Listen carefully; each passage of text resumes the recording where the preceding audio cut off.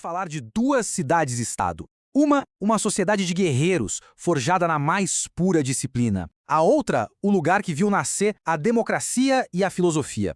Hoje, a gente vai mergulhar na rivalidade que simplesmente definiu a Grécia Antiga e que, acreditem, o eco dela reverbera até hoje no nosso mundo. Essa é a história de Esparta e Atenas.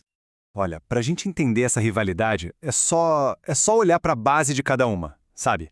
De um lado, a gente tem Esparta, uma oligarquia militar onde a vida girava em torno da lança. Do outro lado, Atenas, o berço da democracia, uma sociedade movida pelo comércio, pela cultura e pelo voto. Eram, assim, dois mundos completamente opostos que estavam em rota de colisão. Não tinha como ser diferente. Então, vamos começar por Esparta. Por muito tempo, a maior potência militar do mundo grego. E lá, tudo, absolutamente tudo, era pensado com um único objetivo em mente: criar o soldado perfeito. O sistema político espartano era o que a gente chama de oligarquia. A palavra em si já diz tudo. Governo de poucos. O poder ali não era para todo mundo, não. Ele ficava bem concentrado nas mãos de uma pequena elite que tomava todas as decisões importantes para a cidade. A sociedade era dividida de uma forma super rígida, em 3 camadas. Lá no topo, os esparciatas, a elite guerreira, que eram só uns 10% da população, e só eles tinham direitos políticos. Abaixo deles vinham os periecos, homens livres, mas sem poder político nenhum, que cuidavam do comércio.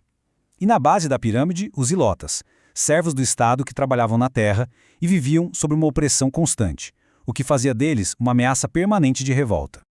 E quem pensa que Esparta era uma ditadura simples, se engana. O governo deles era uma máquina bem complexa. Sim, existiam 2 reis, mas o poder de verdade, esse estava em outro lugar.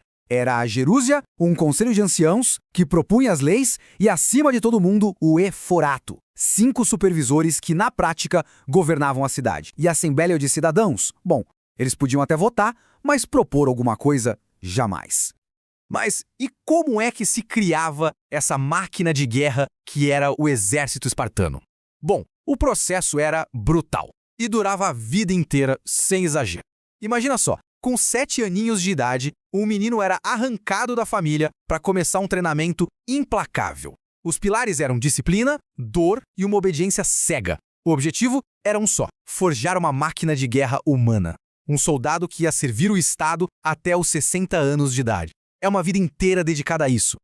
Agora, vamos dar um pulo em Atenas. Lá, a história se desenvolveu de um jeito completamente diferente. Em vez de se fechar para o mundo como Esparta, Atenas se abriu e construiu seu poder no comércio marítimo, na cultura e, claro, numa ideia política que mudaria o mundo. A sociedade ateniense também tinha suas hierarquias, claro. Apenas uma minoria era considerada cidadã, homens nascidos livres de pais atenienses, e só eles podiam participar da política. Depois vinham os metecos, estrangeiros que moravam lá, super importantes para a economia, mas sem direitos políticos. E na base, a grande maioria da população era de pessoas escravizadas, sem direito nenhum. A democracia não apareceu do nada, foi um processo longo, cheio de turbulência. Atenas começou como uma monarquia, virou uma oligarquia de aristocratas, enfrentou crises sociais seríssimas, até que alguns reformadores como Solon e principalmente Clístenes reestruturaram a sociedade e finalmente deram origem ao primeiro governo do povo. E o que era, afinal, essa tal de democracia? A própria palavra já entrega: governo do povo. E em Atenas isso era levado muito a sério. Qualquer cidadão podia ir lá na Assembleia, discursar, propor leis e votar diretamente nos assuntos que afetavam a cidade. Era algo inacreditável para a época. Então, o ponto central é este aqui. Dentro daquele grupo de cidadãos, existia uma igualdade radical. O voto de um artesão pobre tinha exatamente o mesmo peso do voto de um aristocrata riquíssimo. Isso, naquele tempo, era uma ideia, era absolutamente revolucionária. Pois é, com 2 potências tão dominantes e com visões de mundo tão opostas, a paz não ia durar para sempre. A rivalidade entre Esparta e Atenas estava prestes a explodir num conflito que ia arrastar a Grécia inteira para a guerra.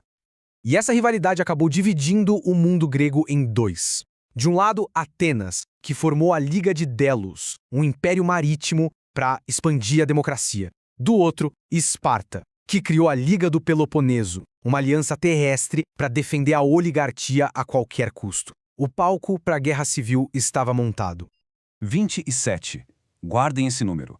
Por 27 longos anos, gregos lutaram contra gregos na devastadora Guerra do Peloponeso.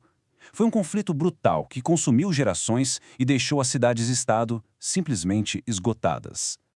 No final das contas, Esparta venceu. A democracia em Atenas foi por água abaixo. Mas a verdade é que não teve um vencedor de fato. A guerra deixou a Grécia inteira enfraquecida, dividida e totalmente vulnerável a uma nova ameaça que já estava surgindo lá no norte.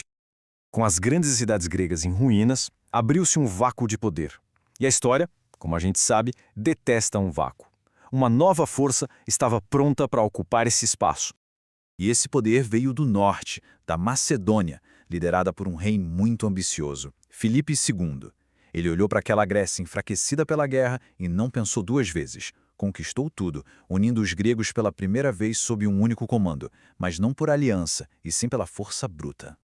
Depois que Filipe foi assassinado, seu filho de apenas 20 anos assumiu o trono, Alexandre. E o que aconteceu em seguida foi uma das campanhas militares mais espetaculares da história. Em pouco mais de uma década, ele simplesmente varreu o poderoso Império Persa, marchou pela Ásia Menor, pelo Oriente Médio, foi coroado faraó no Egito e levou seus exércitos até as fronteiras da Índia. Ele criou um império que o mundo nunca tinha visto antes. Mas olha só que interessante, talvez o maior legado de Alexandre não tenha sido militar, e sim cultural. As conquistas dele deram início ao que a gente chama de helenismo, uma fusão sem precedentes da cultura, da filosofia e da ciência gregas com as tradições milenares do Oriente. Uma nova era cultural tinha começado e o mundo nunca mais seria o mesmo. E assim, a gente chega à questão final.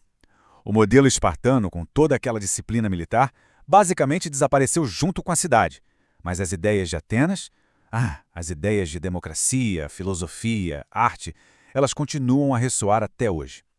Então fica a pergunta: qual legado no fim das contas se provou mais forte? A lança ou a palavra? A reflexão fica para todos nós.